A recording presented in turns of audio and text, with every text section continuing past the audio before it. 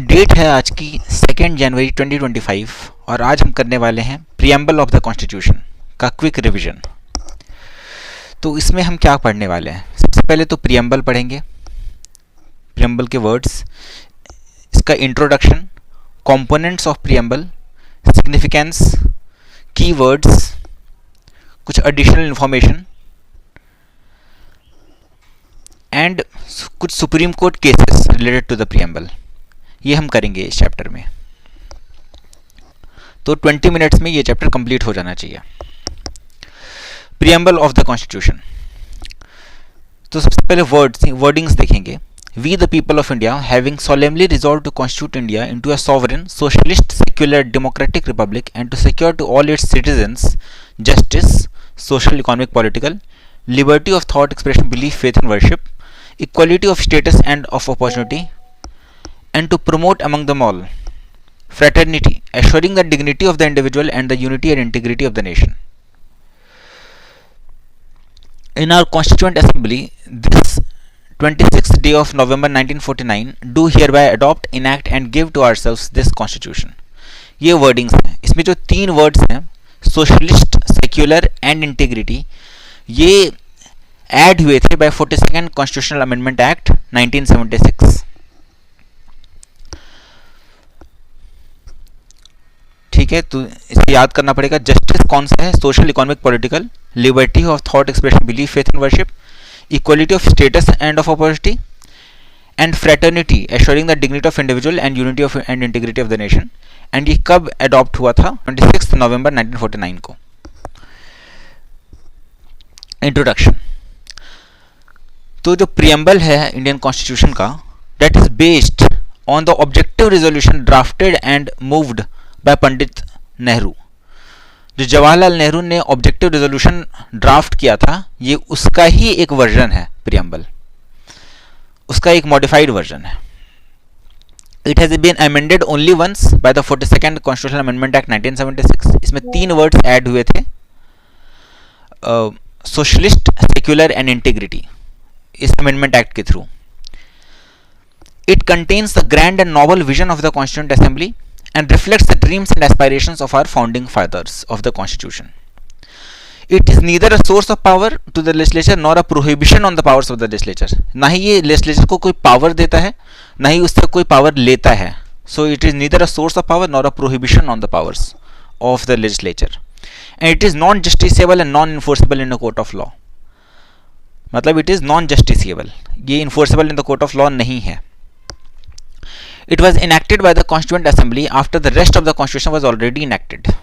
तो बाकी कॉन्स्टिट्यूशन का बाकी पार्ट्स इनैक्ट हो गया था, उसके बाद इसे इनैक्ट किया गया था ताकि हम कॉन्स्टिट्यूशन से कॉन्फॉर्मिटी इंश्योर कर पाए। We the people of India emphasizes that the Constitution is made by and for the Indian people. It emphasizes the concept of popular sovereignty.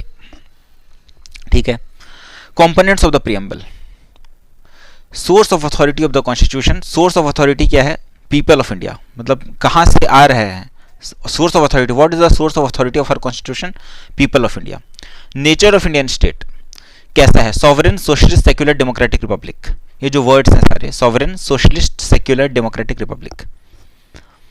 Objectives of the constitution है justice, liberty, equality and fraternity. ये इसके नीचे जो 4 words हैं, justice, liberty, equality and fraternity. And date of adoption है 26 नवंबर 1949, यहाँ पे लिखा है। ठीक है। Significance of the preamble. तो एन ए पलखीवाला ने बोला था, it is the identity card of our constitution. इससे हम समरी एंड फिलॉसफी भी बोलते हैं इंडियन कॉन्स्टिट्यूशन का।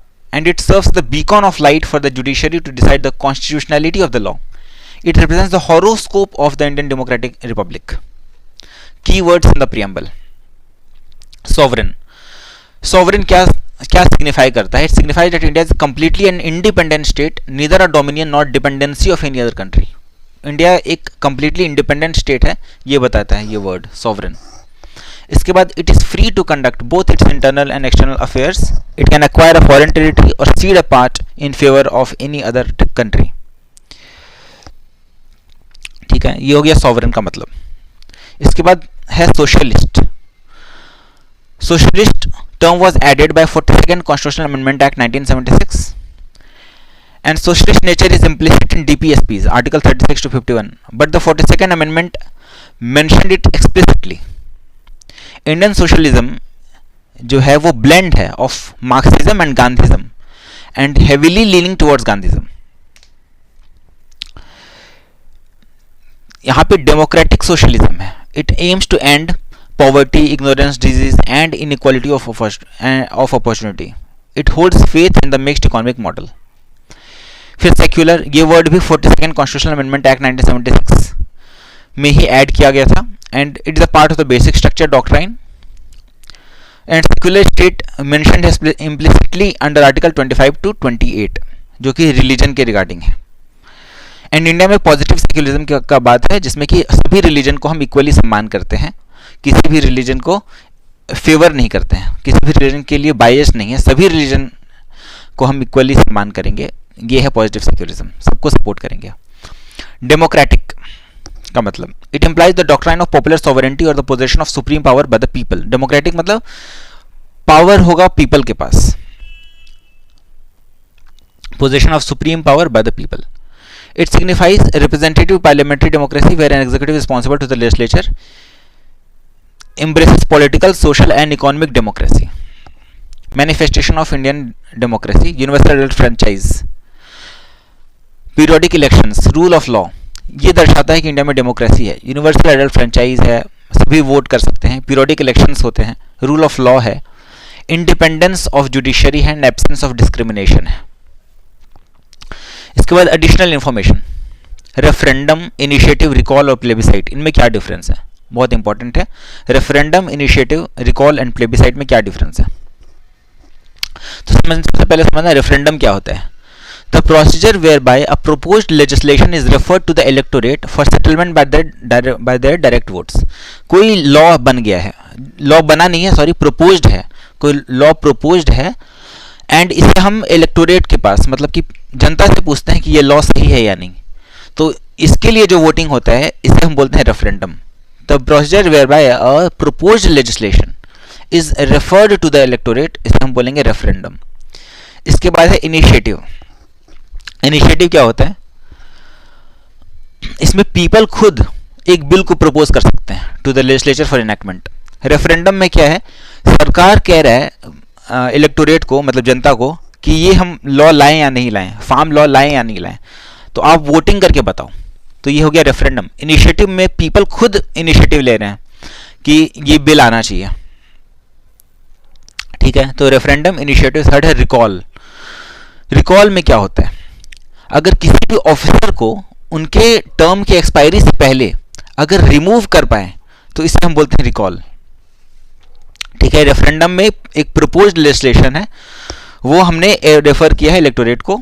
इनिशिएटिव में लेजिस्लेचर को खुद ही प्रपोज कर रहे हैं पीपल. थर्ड है रिकॉल. रिकॉल में इनिशिएटिव, रिकॉल में क्या है कि किसी भी ऑफिसर के टर्म की एक्सपायरी से पहले वोटर्स कह सकते हैं कि उन्हें हम निकाल देंगे, रिमूव कर देंगे. तो ये हो गया रिकॉल. एंड फोर्थ होता है प्लेबिसाइट.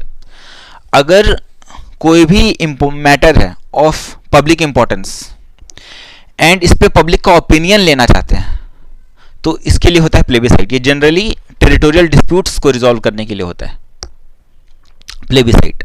तो रेफरेंडम प्रोपोज्ड लेजिस्लेशन के लिए, इनिशिएटिव अगर पीपल खुद ही लेजिस्लेचर प्रपोज करना चाहते हैं, तो रिकॉल किसी को रिकॉल करने के लिए, मतलब रिमूव करने के लिए ऑफिस से before the expiry of the term. And plebiscite होता है अर्जेंट, जो पब्लिक इंपॉर्टेंस वाला मैटर है उसके लिए पब्लिक का ओपिनियन लेने के लिए. जैसे कि यूके एंड स्कॉटलैंड, तो स्कॉटलैंड को यूके का पार्ट बनना है, रहना है या नहीं, उसके लिए प्लेबिसाइट हुआ था स्कॉटलैंड में. और स्कॉटलैंड ने बोला कि 55% जनता ने बोला कि उनको यूके का ही पार्ट रहना है, उनको अलग नहीं होना है. तो ये हो गया प्लेबिसाइट का एग्जाम्पल, ठीक है. Republic. It vests political sovereignty in people. It means the absence of any privileged class and all public offices are open to all without any discrimination. Republic मतलब पब्लिक के लिए ओपन है सारा office without any discrimination. तो public को हम power दे रहे हैं यहाँ पे. रिपब्लिक. 2 कैटेगरीज है, मोनार्की एंड रिपब्लिक. मोनार्की है ब्रिटेन में एंड रिपब्लिक है यूएस में, इंडिया में. Indian Republic the head of the state is indirectly elected, मतलब प्रेसिडेंट इंडिया में इनडायरेक्टली इलेक्टेड होता है, जबकि यूएसए में ऑब्वियसली जो प्रेसिडेंट है वो डायरेक्टली इलेक्ट होता है. फिर justice is inspired by Russian Revolution 1917. Embrace distributive justice, includes social and economic justice and political justice. तो इंडिया में ये जो कॉन्स्टिट्यूशन है इसमें social, economic and political justice की बात की गई है. Social, economic and political justice. Social and economic justice को हम बोलते हैं डिस्ट्रीब्यूटिव जस्टिस एंड सेकेंड है पॉलिटिकल जस्टिस. तो social, economic and political justice, ठीक है. इसके बाद लिबर्टी. लिबर्टी के रिगार्डिंग क्या है? Liberty of thought expression, belief, faith and worship. Liberty of thought expression, belief, faith and worship. इसका मतलब होता है absence of restraints and at the same time providing opportunities for the development of individual personalities. तो ये UPSC के prelims में question भी आया हुआ था कि लिबर्टी मतलब क्या. तो उन्होंने बोला कि providing opportunities for the development of individual personalities. ये हो गया लिबर्टी मतलब. Liberty does not mean the license to do what one likes, need to be enjoyed within the limitations mentioned in the Constitution. And liberty is ensured in the preamble and the fundamental rights, but not absolute. ये qualified right है. Obviously आप जो मन है वो नहीं कर सकते हैं, एक दायरे में आके काम करना पड़ेगा. तो liberty जो ये right है वो absolute नहीं है, qualified है. Liberty ensured in the preamble में भी है and fundamental rights में भी है, ठीक है. तो पॉजिटिव लिबर्टी में क्या है? Acting in such a way as to take control of one's life and realise one's fundamental purposes. And negative liberty है absence of obstacles, barriers and constraints. तो ये जो इंडियन कॉन्स्टिट्यूशन में जो लिबर्टी जो मीनिंग है वो पॉजिटिव एंड नेगेटिव दोनों ही है, इसमें दोनों ही कवर होता है. फिर इसके बाद equality. The preamble secures equality of status and of opportunity. इसमें absence of special privileges to any section of society, adequate opportunities for all without discrimination. Civic equality कौन कौन से आर्टिकल्स प्रोवाइड करते हैं? आर्टिकल 14, 15, 16, 17 एंड 18 ये civic equality provide करते हैं. Political equality provide करते हैं आर्टिकल 325 एंड 326. 325 में क्या है कि अगर सिर्फ किसी भी रिलीजन, रेस, कास्ट या सेक्स के बेसिस पे किसी भी पर्सन का नाम इलेक्टोरल रोल से हम नहीं हटा सकते हैं. No one is ineligible for inclusion in the electoral rolls on the ground of religion, race, caste or sex. Article 326 क्या है? Lok Sabha and state assembly elections के लिए जो वोटिंग होगा वो अडल्ट फ्रेंचाइज के हिसाब से होगा, मतलब सभी वोट कर सकते हैं जिनका 18 ईयर्स एंड अबव है, यूनिवर्सल एडल्ट फ्रेंचाइज. तो ये पॉलिटिकल इक्वालिटी सिक्योर करते हैं. Civic equality article 14 to 18, political equality article 325 and 326 and economic equality by article 39 जिसमें कि equal right to adequate means of livelihood है, फिर equal pay for equal work है for man and women. तो ये हो गया आर्टिकल 39. तो economic equality, political equality, civic equality सभी है. इसके बाद है fraternity. It provides for a sense of brotherhood. Article 51A में जो फंडामेंटल ड्यूटी है उसमें ब्रदरहुड के रिगार्डिंग लिखा भी है उन्होंने, to promote harmony and spirit of common brotherhood. Preamble declares that the fraternity has to ensure the dignity of individual and the unity and integrity of the nation. तो word ये जो है fraternity ये कहाँ कहाँ mentioned है? Preamble में mentioned है और fundamental duty में भी mentioned है.